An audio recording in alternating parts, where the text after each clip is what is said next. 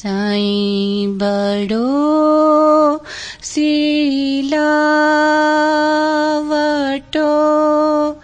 जीण आकाया कोरी खूब रखाया कांगरा नीकीनो मोरी लालू क्यों सूत्या सरे बायरयू बोकाल जोखो है हण जीवने जवो घाले जाल उमर तो बोली गई आगे ओछिया बेड़ी समदर बीच में किण बिद लंगसी न्याम लालू ओ जी आंधलो आगे अलसीड़ा झरपट बावे सरपणी पींड भुगते पीड़ा निर्गुण सेती निसतिया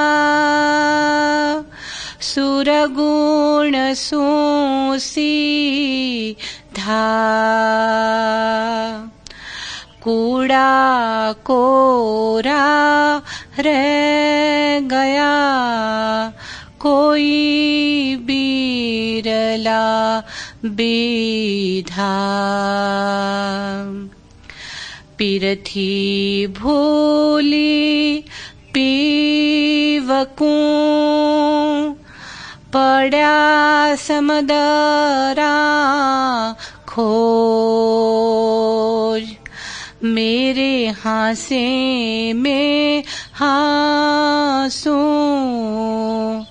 दुनिया जाने रोज भली बुरी दोनों तजो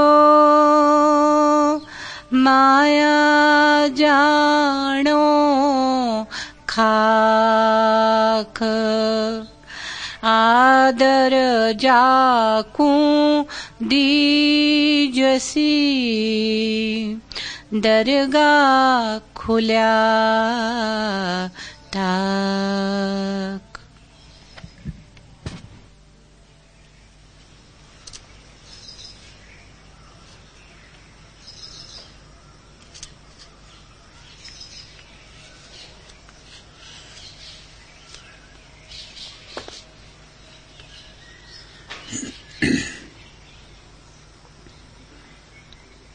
यह जीवन क्या है? केवल एक पहेली। यह यौवन क्या है? विस्मृति की रंगरेली। यह आत्मज्ञान तो भ्रम है, भ्रम है, भ्रम है। ममता रहती है निस्दिन यहाँ अकेली। जी भर कर मिल लो आज, ठिकाना कल का। युग का वियोग, संयोग एक ही पल का। जग क्या है उसको जान नहीं पाया हूँ, मैं निज को भी पहचान नहीं पाया हूँ। जग है तो मैं हूँ तो यह जग है। जग मुझ में, मैं भी जग में मिल जाता हूँ। यह एक समस्या कठिन जिसे सुलझाना, सुलझाने वाला हाय बना दीवाना। दीवानापन है पाप नहीं जीवन है, ज्ञानी का केवल ज्ञान व्यर्थ क्रंदन है। ममता पर प्रतिपल हंस हंस कर घुल घुल कर, मरने वाले का यहाँ मृत्यु ही धन है। कामना कसक है और तृप्ति सूनापन, हंसना ही तो है मृत्यु, रुदन है जीवन। वैभव सागर का बूंद बूंद उत्पीड़न, आहों के जग का प्रतिकण पुलकित स्पंदन। नादान विश्व क्या समझ सकेगा इसको, मर मिटने में ही अरे यहाँ है जीवन। चातक से सीखो तड़प तड़प मर जाना, सीखो पतंग से निज अस्तित्व मिटाना। मधुकर क्या जाने प्रेम, प्रेम है तड़पन, उन्माद भरा है दो प्राणों का बंधन। कलिका का ले सर्वस्व नष्ट कर उसको, उड़ जाने में ही है मधुकर को पुलकन। रस में मिल जाना ही है रस का पीना, जो मिट न सका वह नहीं जानता जीना। लेना पल भर का युग युग भर का देना, निच का देना ही है जीवन का लेना। बाजार उठ रही और दूर जाना है, जितना जी चाहे कर लो लेना देना। उर की लाली से सुख की, उर की लाली से मुख की कालिक धो लो। सर आज हथेली पर है बोलो बोलो, मस्ती में भरी हुई गाफिल की। मन बात चलाता और अभी मंजिल की, चलना है हमको बरबस जाना होगा। फिर क्यों रह जाए, फिर क्यों रह जाने पाए दिल में दिल की। मैं समय सिंधु में डूब चुका अपनापन, कल एक कल्पना और आज है जीवन।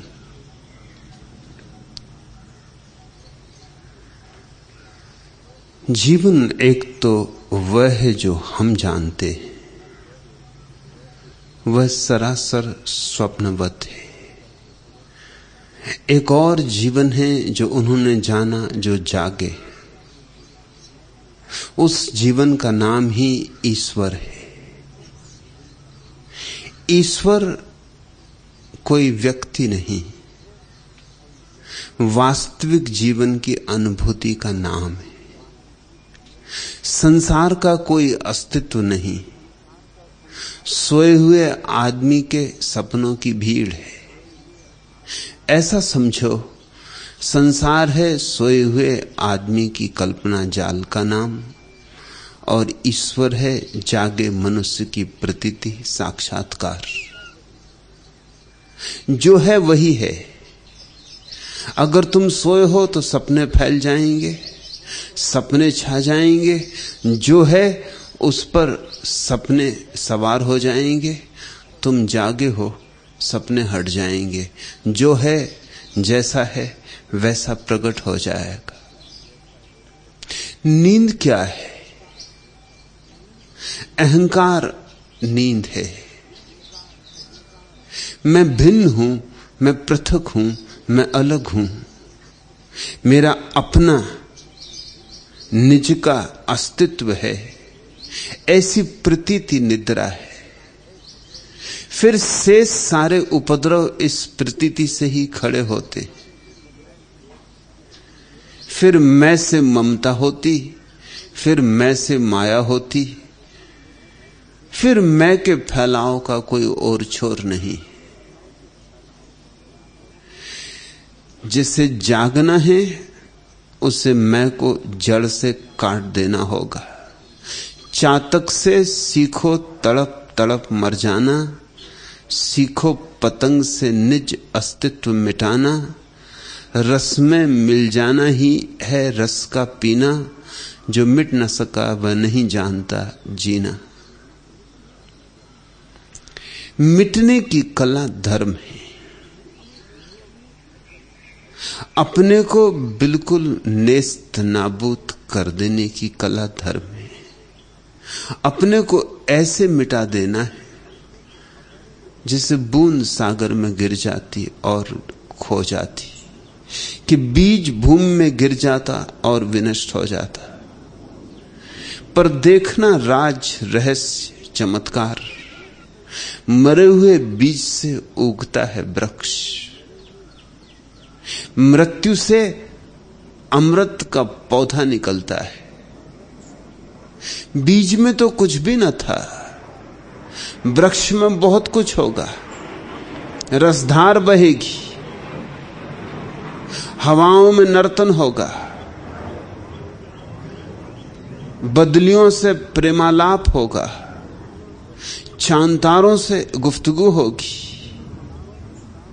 सूरज से छेड़छाड़ होगी, फूल खिलेंगे, फल लगेंगे, पक्षी आवाज करेंगे, थके मांदे लोगों को छाया मिलेगी।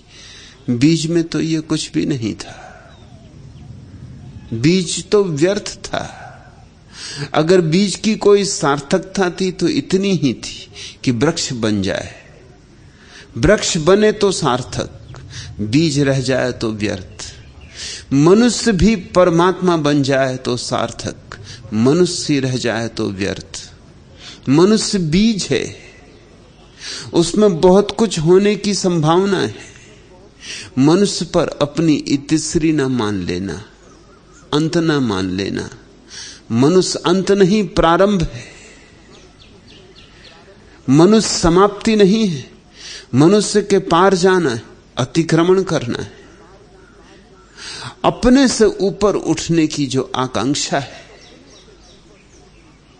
वही सत्य की खोज है, वही सन्यास है। फ्रेडरिक नीत्शे ने कहा है, वह दिन सबसे अभागा दिन होगा मनुष्य के इतिहास में जब आदमी अपने अतिक्रमण की आकांक्षा को भूल जाएगा, जब आदमी अपने से तृप्त हो जाएगा, जब आदमी का तीर चढ़ेगा नहीं प्रत्यंचा पर, निकलेगा नहीं अज्ञात की यात्रा को। जब मनुष्य मान लेगा कि जो मैं हूं बस काफी हूं, जिस दिन मनुष्य इस भांति तृप्त हो जाएगा, उसे नीत्शे ने सबसे अभागा दिन कहा है। और वह अभागा दिन लगता है करीब आने लगा, क्योंकि बहुत लोग अपने से तृप्त मालूम होते। कमा लिया कुछ धन, बैंक में कुछ पूंजी इकट्ठी हो गई, बना लिया मकान, पत्नी है, बच्चा है, पद प्रतिष्ठा है, और बस जीवन की समाप्ति हो गई। अगर यही जीवन है तो होना बिल्कुल व्यर्थ है, क्योंकि पूंजी पड़ी रह जाएगी और तुम्हारी अर्थी उठेगी। और पत्नी बच्चे 4 दिन बाद भूल जाएंगे कि तुम कभी थे भी। तुम्हारा कोई चिन्ह भी समय की रेती पर छूट नहीं जाएगा। पानी पर खींची गई लकीरों की तरह तुम मिट जाओगे। नहीं, यही जीवन नहीं है।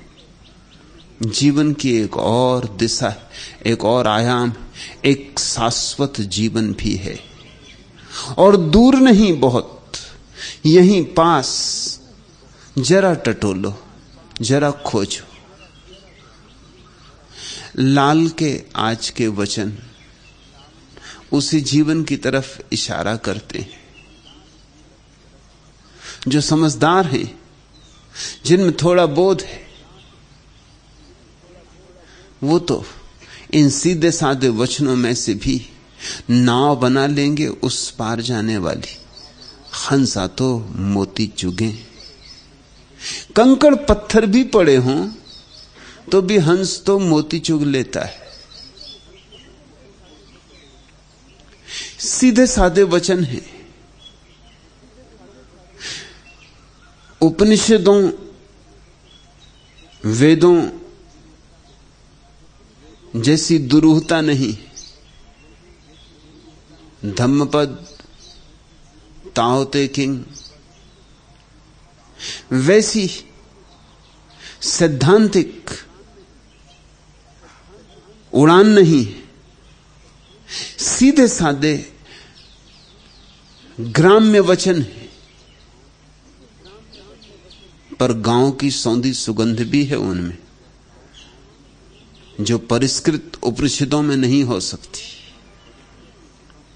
गांव की ताजगी भी है उनमें, जो बुद्ध के वचनों में नहीं हो सकती। सीधे सादे सामान्य जन का शब्दों के आडंबर से रहित, सिद्धांतों के जाल से मुक्त दर्पण है उनमें। चुन सको तो मोती चुन सकते हो। साईं बड़ो सिलावटो, जिण आंख काया कोरी। कहते हैं परमात्मा बड़ा कारीगर है, सिलावटो, बड़ा सर्जक है। पत्थर में मूर्ति बना दे ऐसा मूर्तिकार है। साईं बड़ो सिलावटो, जिन आ काया कोरी। जिसने मनुष्य की ये देह रची, इस जगत में मनुष्य की देह सबसे बड़ा चमत्कार है। ऐसे तो चमत्कार ही चमत्कार है, ऐसे तो वृक्ष की देह भी कुछ कम चमत्कार नहीं, ऐसे तो आकाश में उड़ते हुए पक्षी की देह भी कुछ कम चमत्कार नहीं। पर मनुष्य बेजोड़ है। उसकी देह में जितने फूल संभव है उतने किसी और देह में नहीं। उसके भीतर जितने खजाने भरे उतने किसी और देह में नहीं। उसमें जितने फल लग सकते हैं इतने किसी और वृक्ष में नहीं। और वह जितना ऊंचा उड़ सकता है कोई पक्षी न कभी उड़ा है, न उड़ सकेगा। वह जितना गहरा जा सकता है कोई मछली न कभी गई है, न जा सकेगी। मनुष्य अपूर्व है, अद्वितीय है। हिमालय के उत्तुंग शिखर भी उसकी चेतना के शिखर के सामने टीले टाले। चांतारों की रोशनी भी उसके भीतर ध्यान से जन्मी हुई रोशनी के सामने फीकी है, अंधेरी। यह विराट सूरज जो रोज सुबह उगता है और जिससे इस पृथ्वी का सारा जीवन चलता है, यह कुछ भी नहीं। जिन्होंने भीतर आंख खोली है उन्होंने ऐसे हजार हजार सूरज एक साथ उगते देखे। उन्होंने उसका जलवा देखा है, उन्होंने उसकी रोशनी देखी। शराब पी के मस्त हुए लोग तुमने देखे, मगर वह मस्ती तो अभी है और अभी उतर जाती, क्षण भर को है। लेकिन जिन्होंने उसको पिया है उनकी मस्ती फिर चढ़ी सो चढ़ी, फिर चढ़ती ही जाती, बढ़ती ही जाती, फिर कोई उतार नहीं है। उस ज्वार का कोई भाटा नहीं, उस बाढ़ में फिर कभी कोई ग्रीष्म ऋतु नहीं आती कि सूख जाए धार। साईं बड़ो सिलावटो, लाल कहते हैं बड़ा सिलावट है परमात्मा। पत्थर में फूल उगा देता है, पत्थर में प्राण डाल देता है। ऐसे तो मनुष्य मिट्टी।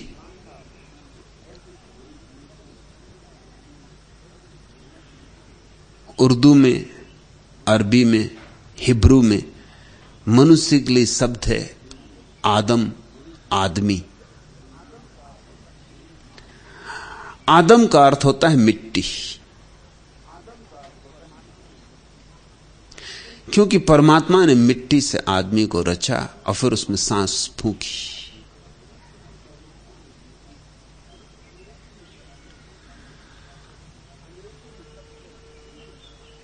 अंग्रेजी में शब्द है ह्यूमन। ह्यूमन का अर्थ होता है मिट्टी, ह्यूमस।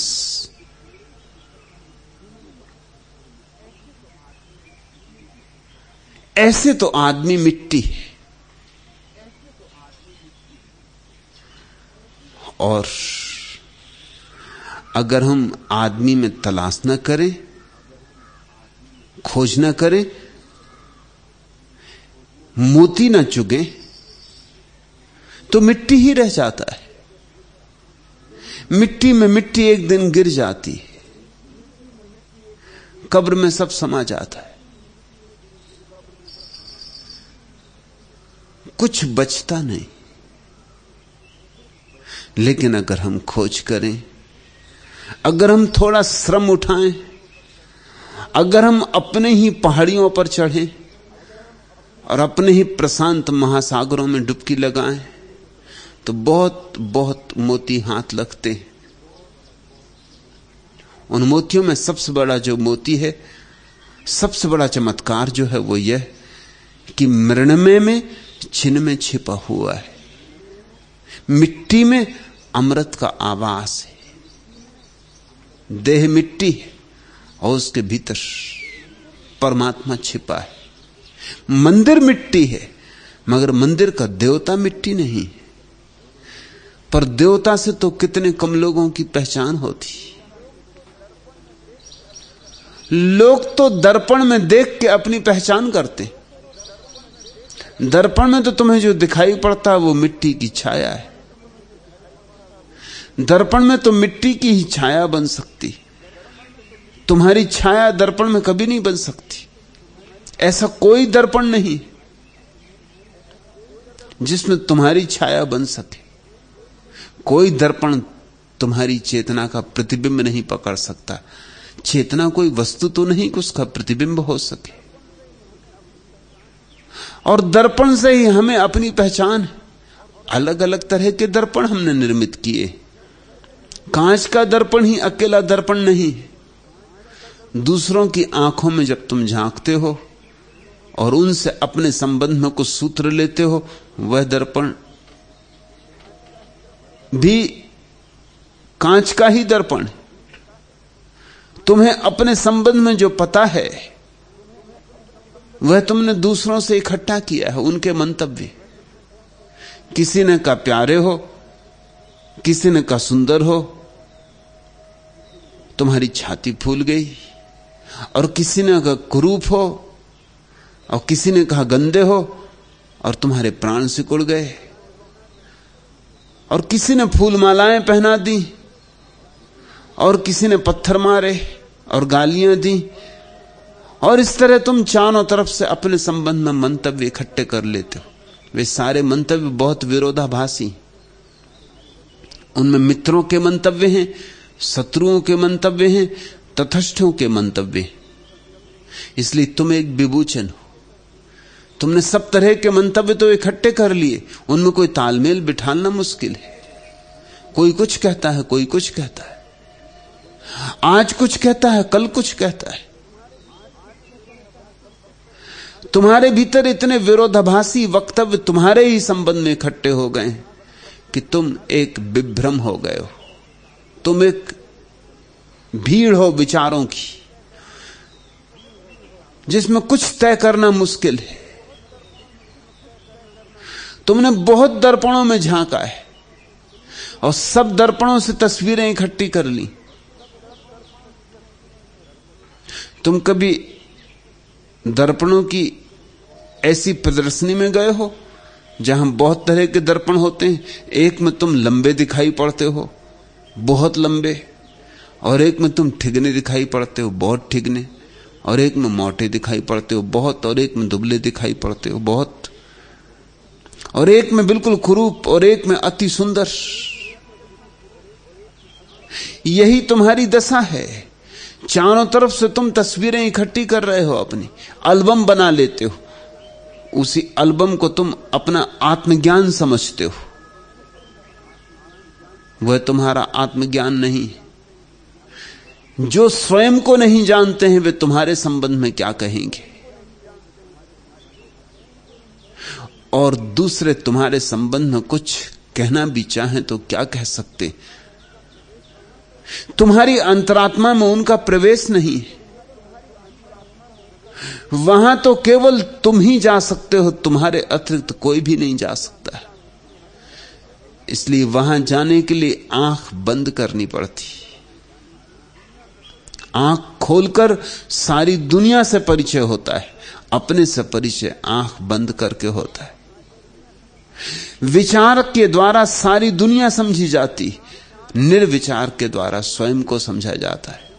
मन उपयोगी है जगत को समझने में, स्वयं को समझने में मन की कोई अर्थवत्ता नहीं। मन को एक तरफ हटा के रख देना पड़ता है। मन बहिर्मुखी है और तुम भीतर हो, बहुत भीतर हो। मन की कोई अंतर्गति नहीं है, वह सिर्फ बाहर जाना ही जानता है, वह पीछे लौटना जानता ही नहीं। मन के पास कोई रिवर्स गियर नहीं है। फोर्ड ने जब सबसे पहले अपनी कार बनाई थी, उसमें रिवर्स गियर नहीं था, ख्याल में ही नहीं आया था। तो उसकी जो पहली कार थी, अगर अपने घर लौटना हो या गाड़ी को पीछे लाना हो तो बड़े चक्कर लगाने पड़ते थे। ये तो उसे बाद में ख्याल आया कि इसमें रिवर्स गियर भी हो सकता है।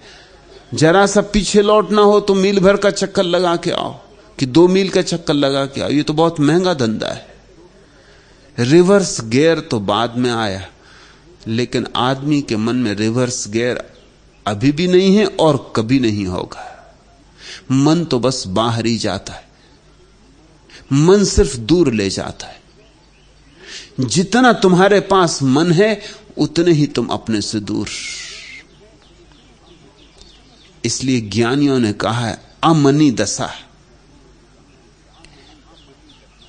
में कोई स्वयं से साक्षात्कार करता है, मन मुक्त होकर, मन से शून्य होकर, मन रिक्त होकर। और तब दिखाई पड़ता है कैसा चमत्कार है, कैसा अद्भुत चमत्कार है, भरोसे योग्य नहीं। मिट्टी की इस काया में अमृत का वास, मिट्टी के इस बर्तन में अमृत भर दिया। सोने का बर्तन होता, हीरे जवाहरात जड़े होता तो शायद हम सोचते भी कि इसके भीतर अमृत होगा। मिट्टी की इस देह में, जो मिट्टी से बनी और मिट्टी में गिर जाएगी, और जीवन की परम संपदा भर दी। शायद यह देह मिट्टी की है, इसलिए हमें स्मरण भी नहीं आता। सोने की देह होती तो तुम शायद भीतर टटोलते कि जब देह सोने की है तो भीतर पता नहीं और खजाने पड़े हो। देह तो मिट्टी की है, सो तुम भीतर जाते नहीं और बाहर ही बाहर तलाश करते रहते हो। बाहर मिलेगा नहीं, क्योंकि जो है वह भीतर है, खूब गहरे में दबाया है। उतनी गहरी खुदाई अपने भीतर करना होगा। उस खुदाई का नाम ही ध्यान है। ये सूत्र ध्यान से जन्मे, साईं बड़ो सिलावटो, मगर हैं गांव के ग्रामीण आदमी के सूत्र।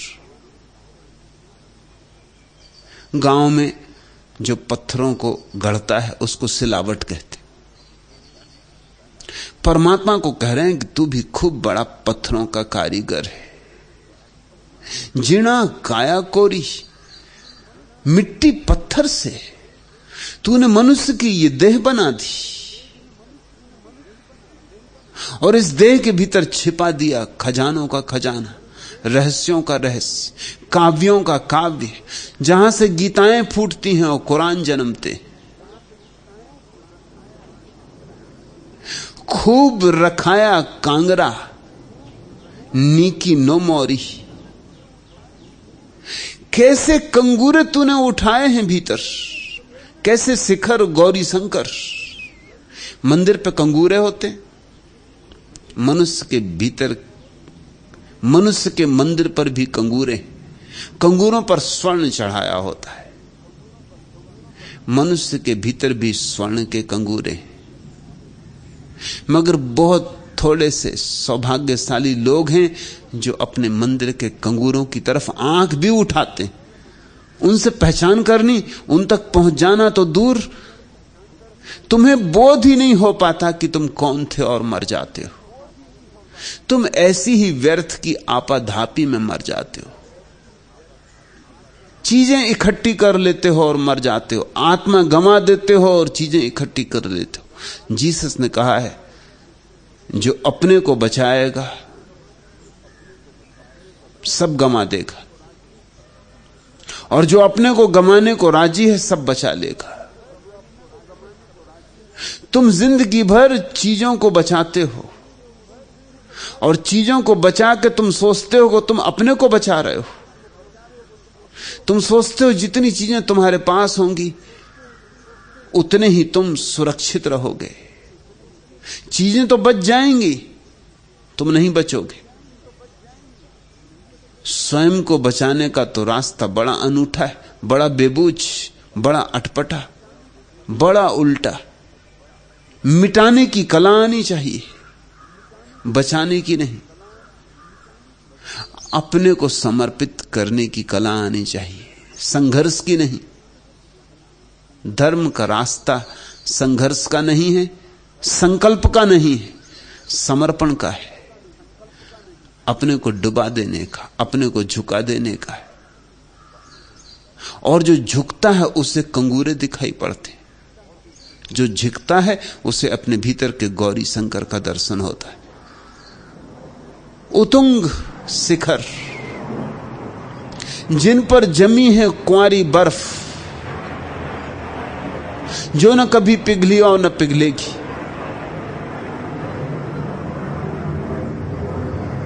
उन ऊंचाइयों से परिचित न होना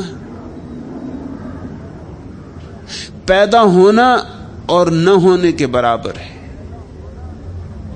इसलिए जो व्यक्ति उन ऊंचाइयों से परिचित हो जाता है उसे हमने द्विज कहा है, उसका दोबारा जन्म हो गया। उसे हमने ब्राह्मण कहा है क्योंकि उसने अपने भीतर छिपे ब्रह्म को जान लिया। ब्राह्मण का जन्म से कोई संबंध नहीं, और गले में यज्ञोपवीत डाल लेने से कोई द्विज नहीं हो जाता। द्विज होने की तो बड़ी रासायनिक प्रक्रिया है। ध्यान से द्विज होता है कोई, ध्यान से एक नया जन्म होता है, क्योंकि अपनी नई प्रतीति होती है, अपनी नई प्रतिमा का बोध होता है, अपनी झलक मिलती। साईं बड़ो सिलावटो जिना काया कोरी, खूब रखाया कांगरा। लाल कहते हैं तूने भी गजब किया, छोटी सी देह और इतनी ऊंचाइयां, ऐसे कंगूरे स्वर्ण मंडित, तूने भी गजब किया। छोटी सी देह और ऐसी गहराइयां, निकी नो मोरी। इसमें ऊंचे ऊंचे कंगोरी भी दिए हैं जिनके द्वारा जगत की ऊंचाइयों से संस्पर्श हो सके, और इसमें 9 द्वार भी दिए जिनसे जगत की गहराइयों से भी संस्पर्श हो सके। शरीर में 9 छिद्र हैं। इन 9 छिद्रों के द्वारा हम पदार्थ के जगत से संबंधित होते। जैसे नाक है, जैसे मुंह है, जैसे कान है, जैसे आंख है, ऐसे 9 छिद्र। इन 9 छिद्रों से हम जो बाहर है उससे परिचित होते हैं, जो हमसे नीचे है उससे परिचित होते हैं। ये 9 द्वार हैं जिनसे हम परमात्मा का अभिव्यक्त रूप जान पाते। आंख के बिना रोशनी का पता ना चलेगा, अंधे को लाख समझाओ समझ ना सकेगा। सिर पटको कितना ही, कितने ही गणित बिठाओ, कितनी ही भाषा जमाओ, अंधे को तुम रोशनी ना समझा सकोगे। कैसे समझाओगे? और अंधा मान भी ले सिर्फ तुम्हें संतोष देने को, तो भी अंधे को कुछ पता नहीं हो सकेगा कि रोशनी क्या है। रामकृष्ण कहते थे एक अंधा आदमी अपने मित्र के घर भोजन करने गया। मित्र ने उसके स्वागत में खीर बनवाई थी। गरीब आदमी था, उसने कभी खीर ना खाई थी। जब वो खीर खाया, खीर उसे बहुत पसंद आई। खूब बादाम, पिस्ता और केसर उसमें डाले थे।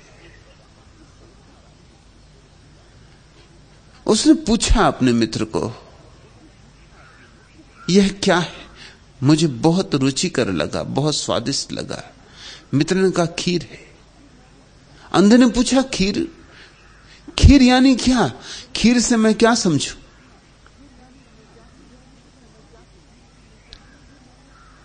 मित्र पंडित था,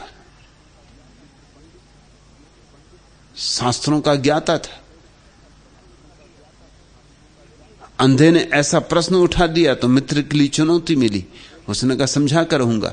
कहा, खीर सफेद होती। अंधे ने कहा, तुम पहेलियों पर पहेलियां पूछने लगे। मैं एक प्रश्न पूछता हूं, तुम और एक नई पहेली खड़ी कर देते हो। अब ये सफेद क्या बला है? सफेद यानी क्या? मित्र का सफेद नहीं जानते? एक बात मित्र देख ही नहीं रहा है कि अंधे आदमी से बात हो रही। सफेद नहीं जानते? बगुले जैसा रंग। बगुला देखा है? बगुला तो जरूर देखा होगा, गांव में बहुत बगुले। उस अंधे आदमी ने कहा कि तुम मेरी मुश्किल बढ़ाए जाते हो। मुझे खीर का पता नहीं, मुझे सफेद का पता नहीं, अब ये बगुला और एक नई झंझट। ये बगुला कैसा होता? कुछ इस तरह से कहो कि मेरी समझ में आए। तब याद आया पंडित को कि अंधे को समझा रहा है, ऐसे हल नहीं होगा। तो उसने अपना हाथ अंधे के पास ले गया, हाथ को मोड़ा और कहा, मेरे हाथ पर हाथ फेर। इस तरह बगले की गर्दन होती। उस अंधे आदमी ने अपने मित्र के हाथ पर हाथ फेरा और बड़ी प्रसन्नता से बोला, आनंदित होकर बोला कि अब मैं समझा कि खीर मुड़े हुए हाथ की तरह होती।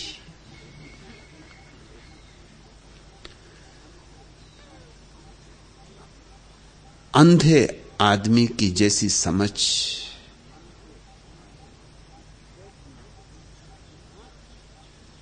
वैसी ही तो होगी ना। आंख चाहिए, आंख नहीं। आंख के द्वारा हम प्रकाश से जुड़ते हैं और प्रकाश परमात्मा का बहिर रूप है। ये चांद तारे सब उसकी चादर पर जड़े हुए, टिमटिमाते, हीरे जवारात है। ये उसकी नीली चादर, ये आकाश। 9 द्वार हमें दिए हैं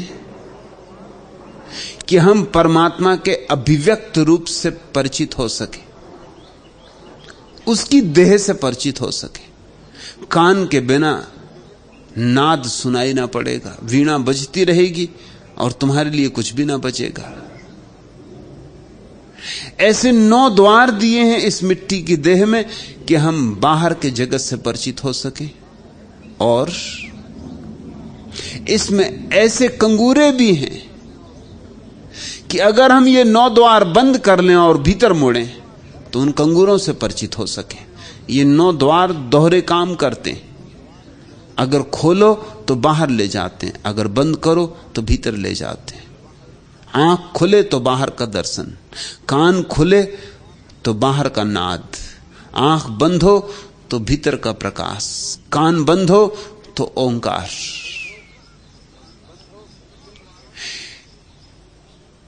इन 9 द्वारों पर सब कुछ निर्भर है।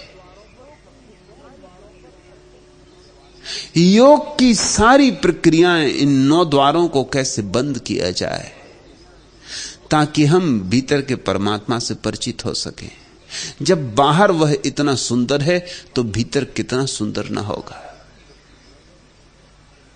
राबिया अपने झोपड़े में बैठी है, एक सूफी फकीर औरत, मीरा की कोटि की स्त्री, महावीर और बुद्ध की कोटि की स्त्री,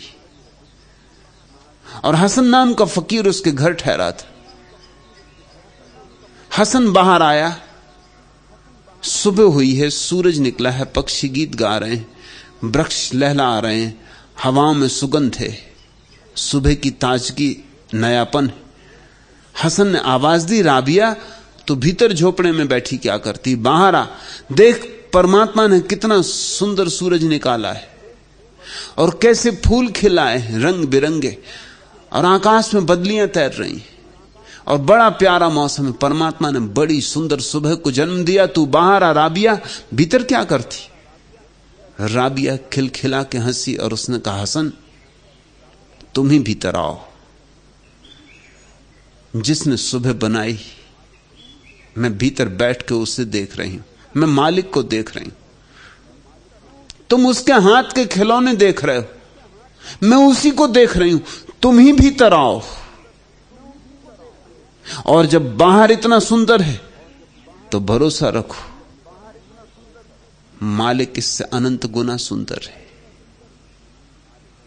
हसन ने तो बात यूं ही कही थी, मगर राबिया जैसे व्यक्तियों से जब तुम बात करो तो उनकी तो छोटी छोटी बात में से बात होती, बात में से बात निकलती। राबिया ने तो राज खोल दिया सारा। हसन रोने लगा, भीतर आके राबिया के चरणों पर गिर पड़ा और कहा कि मैंने तो यूं ही कहा था, लेकिन तूने मुझे सोते से जगा दिया। राबिया ने कहा, व्यर्थ समय खराब ना करो, आंख बंद करो। ये चरण भी मेरे जो तुम पकड़े बैठे हो बाहर है, और ये आंसू भी जो गिर रहे हैं ये भी बाहर है। हसन देर ना करो, क्योंकि कल का कोई भरोसा नहीं, क्षण भर का कोई भरोसा नहीं। आंख बंद करो, भीतर जाओ। चरण ही पकड़ने हैं तो उस मालिक के पकड़ो। हमारे भीतर अनभिव्यक्त परमात्मा है और बाहर अभिव्यक्त परमात्मा है। बाहर उसका प्रगट रूप, भीतर उसका अप्रगट रूप। बाहर उसकी देह और भीतर उसकी आत्मा है। इस छोटी सी मिट्टी की काया में कैसा आयोजन है। साईं बड़ो सिलावटो, जिणा काया कोरी, खूब रखाया कांगरा, नीकी नो मोरी। लालू क्यों सुत्या सरे, बायर उबो काल। लाल कहते हैं, लालू क्यों सुत्या सरे, कब तक सोया रहेगा। ऐसे ही सोते सोते मिट जाना है, जागना नहीं। लालू क्यों सुत्या सरे, और सोते रहने से कुछ होने का नहीं। क्या सरेगा, सोते रहने से कुछ बनेगा नहीं, खोएगा ही। लालू क्यों सुत्या सरे, बाया रूपो काल। और जरा देख तो, बाहर मौत आके खड़ी हो गई। कब द्वार पर दस्तक दे देगी कहा नहीं जा सकता।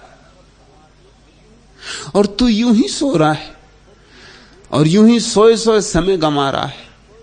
सोने का अर्थ समझ लेना, जिसने भी ध्यान नहीं जाना वह सोया हुआ है। ध्यान के बिना जागरण नहीं है। वो जो तुम सुबह रोज जागते हो उसको जागना मत समझ लेना, नहीं तो सभी बुद्ध होते। बुद्ध का अर्थ होता है जो जाग गया।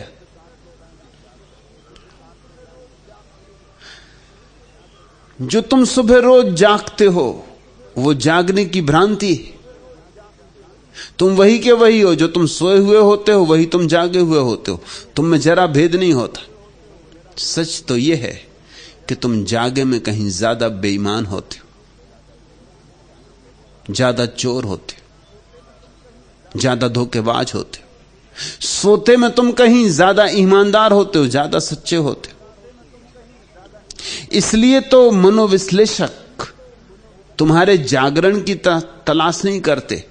तुम्हारे मन में अगर कोई बीमारी हो, तुम्हारा चित्त अगर रुग्ण हो, अगर तुम विक्षिप्त हो, अगर मन किसी परेशानी से बहुत ज्यादा दब गया है, टूट गया है, तो मनोविश्लेषक तुम्हारे सपनों में तलाश करता है। मनोविश्लेषक तुम्हारे जागरण पर जरा भी भरोसा नहीं करता, क्योंकि तुम ऐसे धोखेबाज हो कि तुम औरों को तो धोखा देते ही हो, तुम अपने को भी धोखा दे लेते हो। तुम धोखे में ऐसे पारंगत हो गए हो, तुमने धोखे का शास्त्र ऐसा सीखा है कि तुम्हारे रोए रोए में समा गया है। तो ऐसे नहीं कि तुम दूसरे को धोखा देते हो, दूसरे को देते देते अपने को दे लेते हो। बहुत बार धोखा देते देते देते देते तुम अपने को ही दे लेते हो। लोग दूसरों की जेब ही नहीं काटते, धीरे धीरे अपनी भी काटने लगते हैं।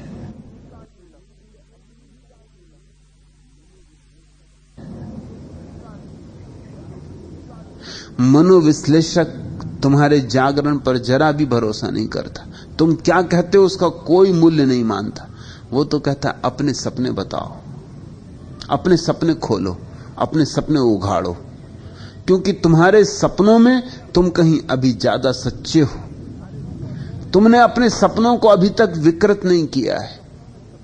तुम्हारे सपनों में सभ्यता की छाप नहीं पड़ी, तुम्हारे सपनों में शिक्षा नहीं घुसी, तुम्हारे सपनों में तुम्हारा सोच विचार ज्यादा हेरफेर नहीं कर पाता।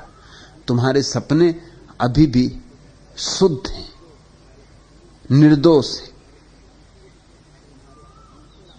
तुम्हारे सपनों से तुम्हारे वास्तविकता के संबंध में मनोवैज्ञानिक पता लगाता है। ये बड़ी अनूठी बात, जागरण की तो फिक्र ही नहीं करता, तुम्हारे सपनों की फिक्र करता है।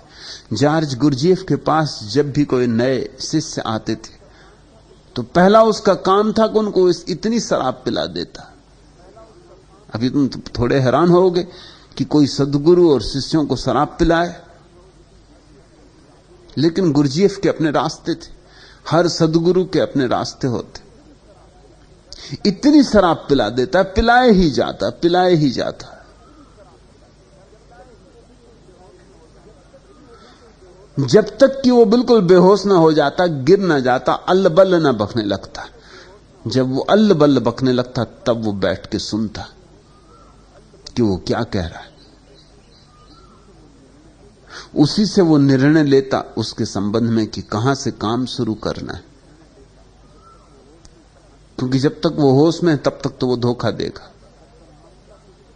तब तक मसला कुछ और होगा, बताएगा कुछ और। काम वासना से पीड़ित होगा और ब्रह्मचर्य के संबंध में पूछेगा। धन के लिए आतुर होगा और ध्यान की चर्चा चलाएगा। पद के लिए भीतर महत्वाकांक्षा होगी और सन्यास क्या है ऐसे प्रश्न उठाएगा।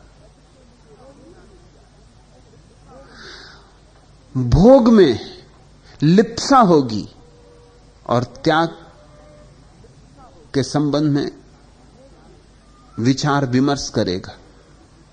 क्यों?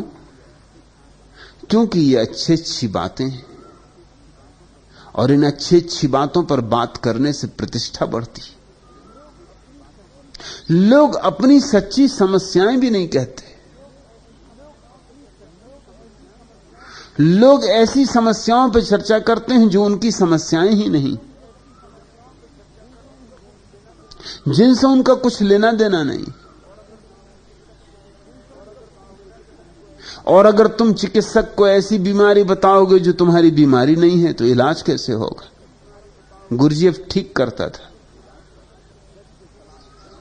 डट के शराब पिला देता, और जब वो गिर पड़ता आदमी और अल्लबल बकने लगता तब बैठ के सुनता, उसके एक एक वचन को सुनता, क्योंकि अब वो सच्ची बात बोल रहा है।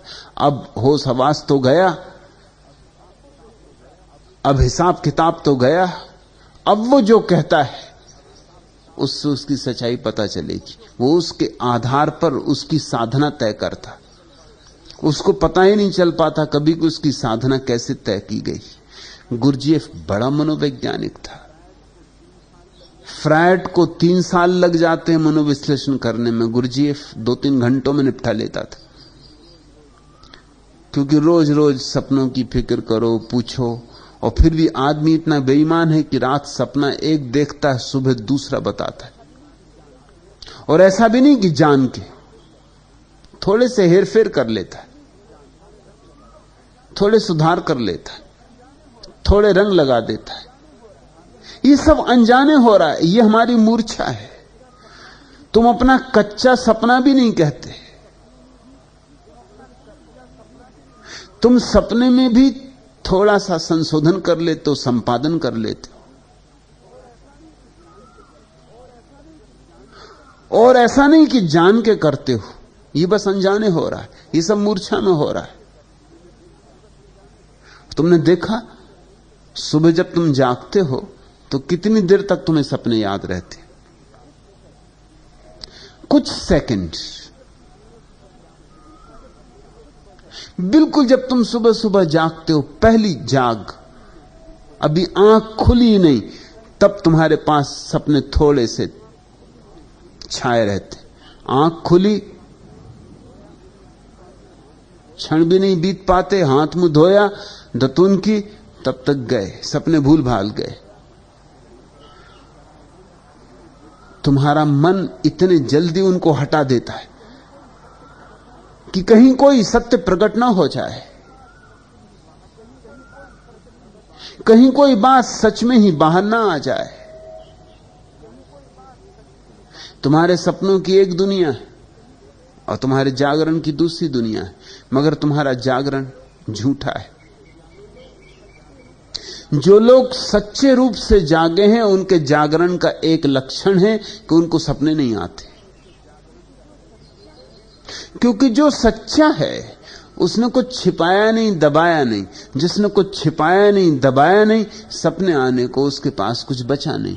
सपने में वही आता है जो हम दबाते हैं और छिपाते। तुम्हें अपनी पड़ोसी की पत्नी बड़ी सुंदर मालूम पड़ती, दिन में तो तुम दबा जाते हो, दिन में तो तुम बहन जी कहते हो।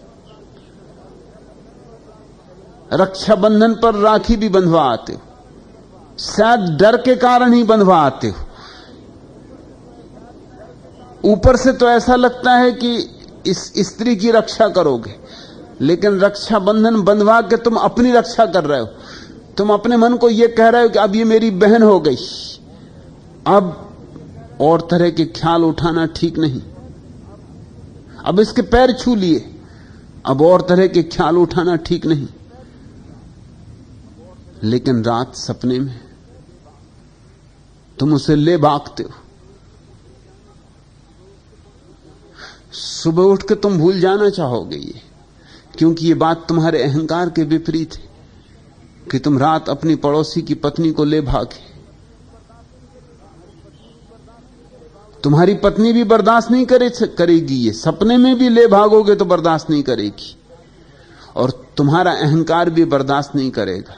जल्दी सपना तुम भुला देते हो। जागते से हम सपने को भुलाना शुरू कर देते। जिस दिन उपवास करोगे उस रात सपना देखोगे भोजन भोजन भोजन। जो दबाओगे वही सपने में आएगा। लेकिन जिसने कुछ दबाया नहीं, जो अदमित जागृत भाव से जीता है, उसके स्वप्न समाप्त हो जाते, और जिसके स्वप्न समाप्त हो गए वही जागा हुआ है। वह जागने में तो जागा ही होता है, नींद में भी जागा होता है। इसलिए कृष्ण ठीक कहते हैं अर्जुन से, या निशा सर्वभूतायाम तस्याम जागृति संयमी। जो सबके लिए अंधेरी रात है, जो सबके लिए भयंकर निद्रा है, संयमी के लिए वह भी जागरण है। संयमी वहां भी जागा होता है। संयम शब्द का अर्थ तुमने अपना बिठा लिया है। संयमी से तुम्हारा अर्थ होता है जिसने नियंत्रण किया है। संयम शब्द में ही कंट्रोल और नियंत्रण आ गया है। संयम शब्द का वैसा अर्थ नहीं। संयम बड़ा अद्भुत शब्द है।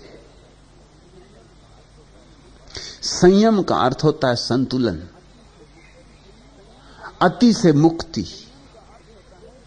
संयम का अर्थ होता है जैसे कोई सितार वादक अपने सितार के तार कसता है।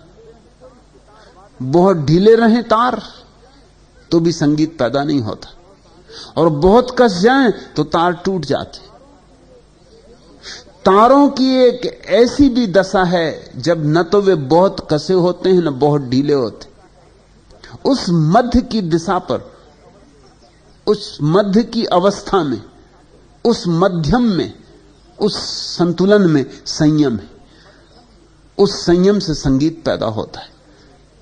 ऐसे ही जीवन का भी एक संयम है। न तो बहुत त्याग की तरफ झुका हुआ, न बहुत भोग की तरफ झुका हुआ, जो दोनों के मध्य में खड़ा है। तुमने नट को देखा रस्ती पर चलते हुए? कभी कभी बाएं झुकता है, कभी दाएं झुकता है, सिर्फ संभालने को, मगर संभला रहता है बीच में। अगर डर लगता है उसे कि बाएं ज्यादा झुक जाऊंगा तो गिर जाऊंगा, तो दाएं झुक जाता है ताकि संतुलन हो जाए। दाएं गिरने लगता है तो बाएं झुक जाता है ताकि संतुलन हो जाए। मगर उसकी नजर एक बात पर रहती कि बीच में रहूं, मध्य में रहूं। बुद्ध ने अपने मार्ग को मध्यम निकाय कहा है। मध्य का मार्ग, ठीक बीच में हो जाना। बुद्ध ने संयम की परिभाषा में कहा है कि जो ठीक मध्य में है, जो दो विपरीतों के बीच चुनाव नहीं करता, जो चुनाव रहित है। कृष्णमूर्ति जिसको चॉइसलेस कॉन्शियसनेस कहते हैं, चुनाव रहित चैतन्य, वही मध्यवस्था है। वैसा मध्यस्थ व्यक्ति न तो दिन में डोलता न रात में डोलता, डोलता ही नहीं, उसका डोलना गया, वही जागा हुआ है। जब तक तुम डोल डोल जाते हो, जब तक तुम्हें चित्त यहां से वहां भटकाए फिरता है, तब तक तुम निद्रा में हो। तुम जागे हुए भी निद्रा में हो। बुद्ध जागे हुए तो जागे हुए होते ही हैं, सोए हुए भी जागे हुए होते हैं।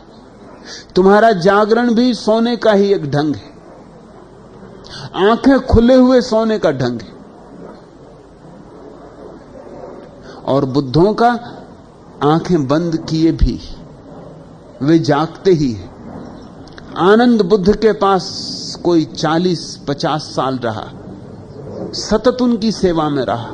उसे एक बात से बड़ी हैरानी होती थी कि बुद्ध जिस करवट सोते थे उसी करवट रात भर सोते थे। जहां रखा पैर वहीं रहा पैर, जहां रखा हाथ वहीं रहा हाथ, रात में हिलते ही नहीं। दिन में तो अडिग हैं ही, रात भी अडिग है। रात में तो करवट बदलनी होती है, आदमी थक जाता है एक ही करवट पड़े पड़े। एक दिन आनंद ने पूछा कि मैं बहुत बार, कई बार जाग जाग कर देख चुका हूं रात में, आप जैसे सोते हैं वैसे ही सोए रहते। तो बुद्ध ने कहा, ना समझ, सोता कौन? शरीर सोता है, मैं तो जागा ही रहता। भीतर जागरण का दिया वैसा ही जलता रहता जैसा दिन में 24 घंटे सतत जागरण की धारा भीतर बहती रहती। उसी जागरण की बात लाल कह रहे हैं। लालू क्यों सुत्या सरे, सोया रहेगा? ऐसे कहीं काम सरेगा? ऐसे कहीं काम बनेगा? बिगड़ी को बना ले, अभी समय है थोड़ा बहुत, अभी मौत द्वार पर तो खड़ी मगर दस्तक नहीं दिया। इतनी थोड़ी देर कुछ संभाल ले। बायर उबो काल, बाहर आके खड़ी है मौत। और तुम ये मत सोचना लालू अपने बाबत कह रहे हैं, लालू तुम्हारे बाबत भी कह रहे हैं। मौत खड़ी ही है द्वार पर। किसी भी क्षण गले को दबा लेगी। मगर आदमी की बड़ी से बड़ी भ्रांतियों में एक भ्रांति यह है कि सदा दूसरे मरते हैं, मैं तो नहीं मरता। आज रामलाल जी मर गए, कल कृष्णलाल जी मर गए, परसों कोई और मरा, मैं तो कभी मरता नहीं। तुम तो जाके सभी को मरघट पहुंचा आते हो। तो तुम्हें एक भ्रांति बनी रहती, सदा दूसरा मरता है, मैं तो मरघट पहुंचाने का काम करता हूं।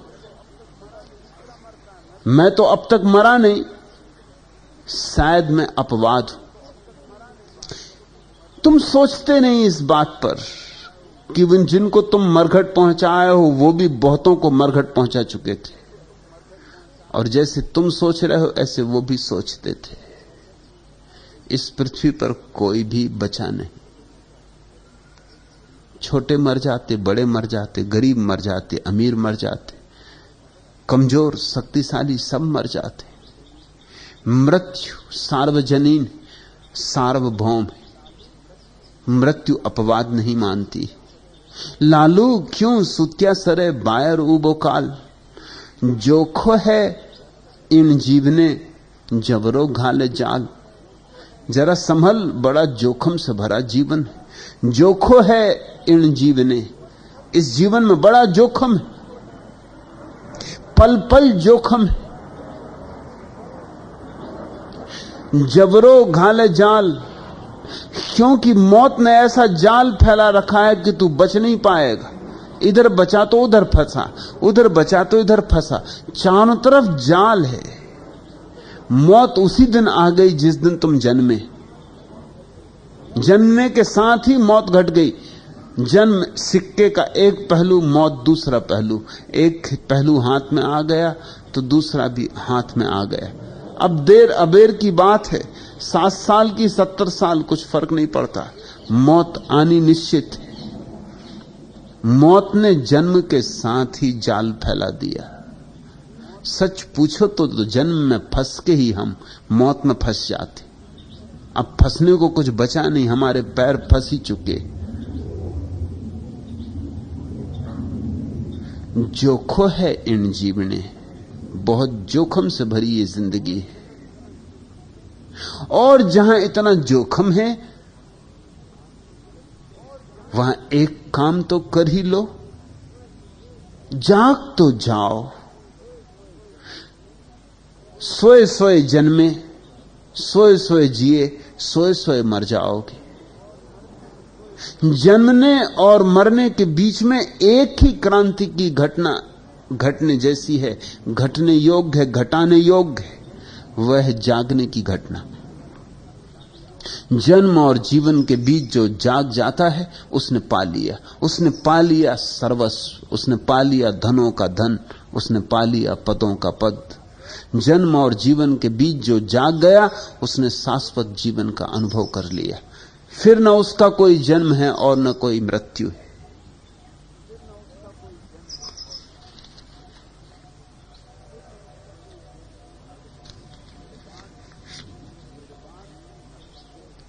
निर्बाध अक्षय गति लिए मैं चल रहा, बस चल रहा। यह पथ अजान कठोर है, दिखता न और छोर है। रंजित अनिश्चय से यहां हर सांझ है, हर भोर है।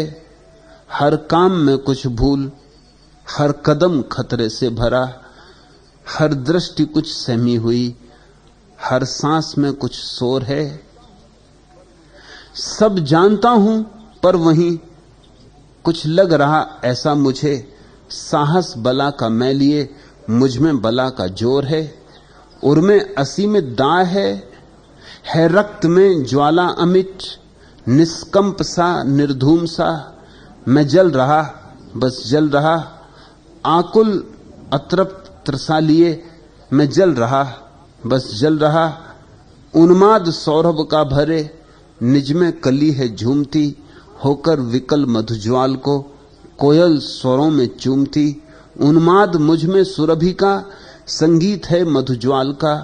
पागल वसंत बयारसी, हर चाह दिस दिस घूमती। जलती हुई हर भावना, जलता हुआ हर प्यार है। कुछ लग रहा ऐसा मुझे, जीवन स्वयं अंगार है। अंगार जिसमें पुलक है, अंगार जिसमें तरलता। नित हास में नित अश्रु में मैं गल रहा, बस गल रहा। कोमल मृदुल करुणा लिए मैं गल रहा, बस गल रहा। बादल गला पीकर उसे, प्यासी धरा मुस्का पड़ी। हिम की गलन से उमक कर सरिता विसुसी गा पड़ी। गलना नियति का क्रम यहाँ, मैं जानता हूं क्या करूं। निस्सीम भ्रम से ज्ञान की सीमा विवश टकरा पड़ी। कितनी घुटन, कितनी व्यथा, कितनी व्यवस्थाएं लिए मैं रच रहा सपने की जो रंगीन आशाएं लिए। कैसी झिझक, कब सत्य को कोई यहां पर पा सका। इसलिए अपने आप को मैं छल रहा, बस छल रहा। जग के रुदन को हाथ से मैं छल रहा, बस छल रहा। है धूप कुछ हंसती हुई, कुछ चांदनी मुस्का रही। सुकुमार फूलों की सुरभि उल्लास लास लुटा रही। लेकल कुतूहल कंप को हर दिन यहाँ उत्सव नया। संगीत तारों में विशुद्ध है रात लोरी गा रही। पर क्या करूं निज स्वप्न से, कब कौन उलझा रह सका। हैं पैर रुकना चाहते पर राह बढ़ती जा रही।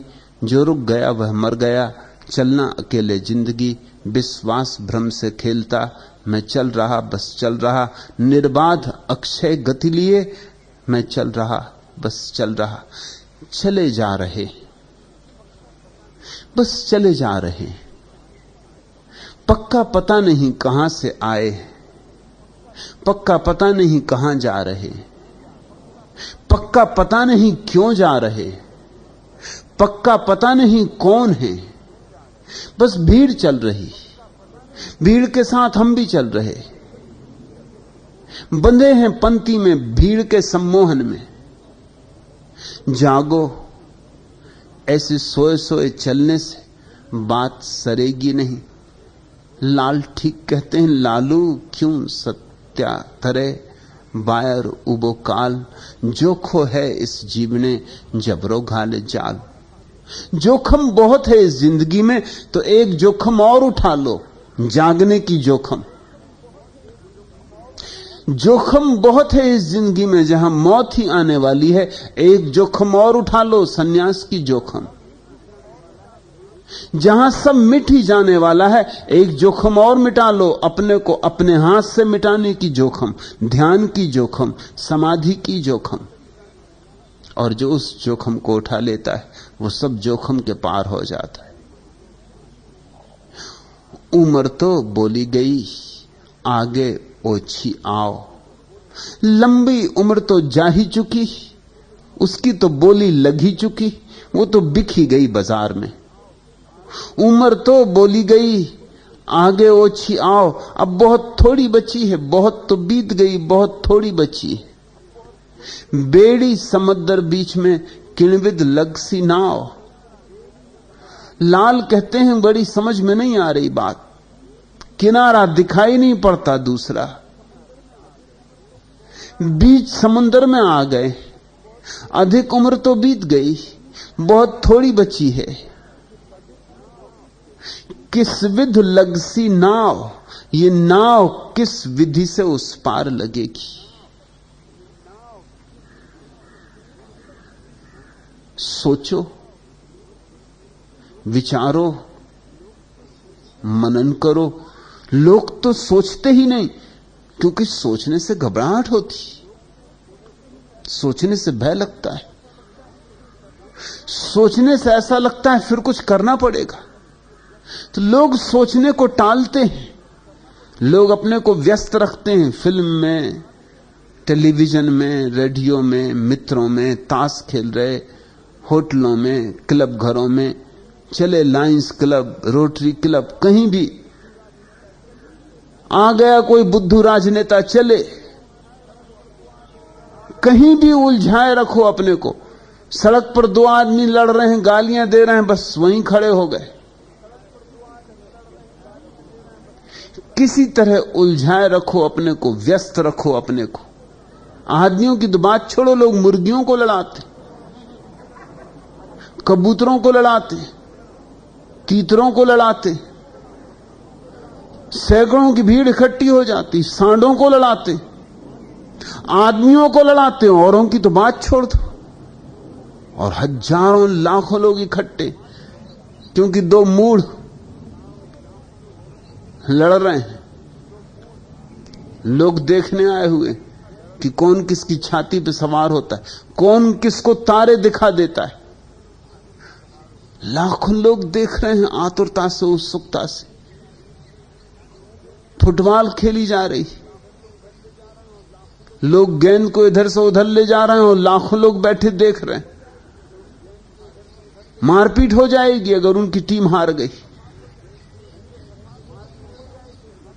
दंगे फसाद हो जाएंगे। जरा लोगों की हालत तो देखो। कुछ भी हो, क्रिकेट का मैच हो रहा है,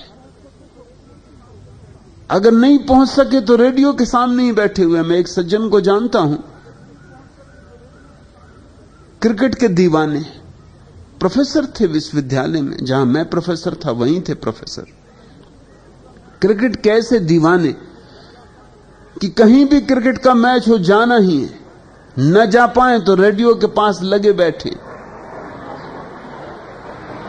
रेडियो से बिल्कुल कान लगाए बैठे।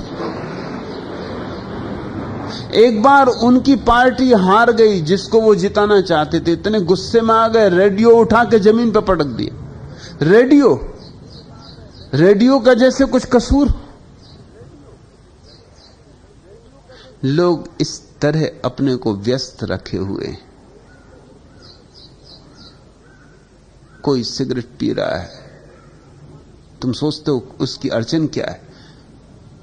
धूम्रपान असली सवाल नहीं है, वो उलझा रहा है अपने को, किसी काम में उलझाए हुए, धुआं बाहर भीतर कर रहा है, इससे कुछ भेद नहीं पड़ता। कोई भगत जी माला फेर रहे हैं, उसमें और धूम्रपान में कोई बहुत फर्क नहीं। वो माला में उलझा रहे हैं, वो गुरिये गिन रहे हैं। कोई बैठा राम राम राम राम राम राम राम राम जप रहा है। उलझाओ, कहीं भी उलझाए रखो मन को।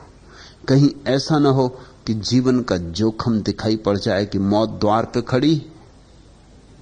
लालू क्यों सुत्या सरे बायरूबो काल, जोखो है इन जीवने जवरो घाले जाल। उम्र तो बोली गई आगे ओछी आओ, बेड़ी समुद्र बीच में किणविद लगसी नाव। नाव बीच पड़ गई है, समुद्र बड़ा है, आर पार और छोर दिखाई पड़ता नहीं, चलो ताश ही खेलो। जितनी देर ताश में उलझे रहे, कम से कम उतनी देर तो इसकी फिक्र न रहेगी कि नाव का क्या होगा, किनारे लगेंगे कि नहीं लगेंगे, कि चलो बिछाओ शतरंज। असली हाथी घोड़े नहीं है तो चलो नकली हाथी घोड़े चलाओ। और शतरंजों में तलवारें खिंच जाती, शतरंजों में सिर कट गए। आदमी का पागलपन अद्भुत है। आदमी ऐसी बातों पर लड़ बैठता है जिसका हिसाब नहीं। लड़ना भी अपने से बचने की एक व्यवस्था है। उलझना, विवाद, व्यर्थ की बकवास, ये सब उपाय हैं किसी तरह जीवन का जो जोखिम है वो दिखाई ना पड़े, क्योंकि दिखाई पड़ेगा तो फिर कुछ करना पड़ेगा। मेरे एक परिचित को उनकी पत्नी मेरे पास लाई। वो डॉक्टर के पास जाने को राजी नहीं, और उनकी दलील भी ठीक। वो कहें कि मैं जाऊं क्यों, मैं बिल्कुल स्वस्थ हूं। और पत्नी मुझे कहे कि ये स्वस्थ नहीं है, रात भर इन्हें नींद नहीं आती, खांसते खकारते हैं, कभी कभी खांसी में खून भी आता है, और मुझे डर है कि कहीं इनको टीबी ना हो। और पति कहें वो कुछ भी नहीं, कभी एक आध बार ऐसा खून आ गया उससे कोई टीबी होता है, और खांसी किसको नहीं आती। मुझे कोई बीमारी नहीं, मैं क्यों जाऊं।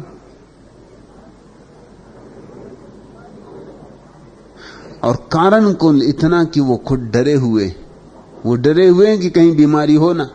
वो उनकी आंखों में मैंने पढ़ा कि वो डरे हुए कि कहीं ऐसा ना हो कि बीमारी निकल ही आए, कहीं पता ना चल जाए कि टीबी है।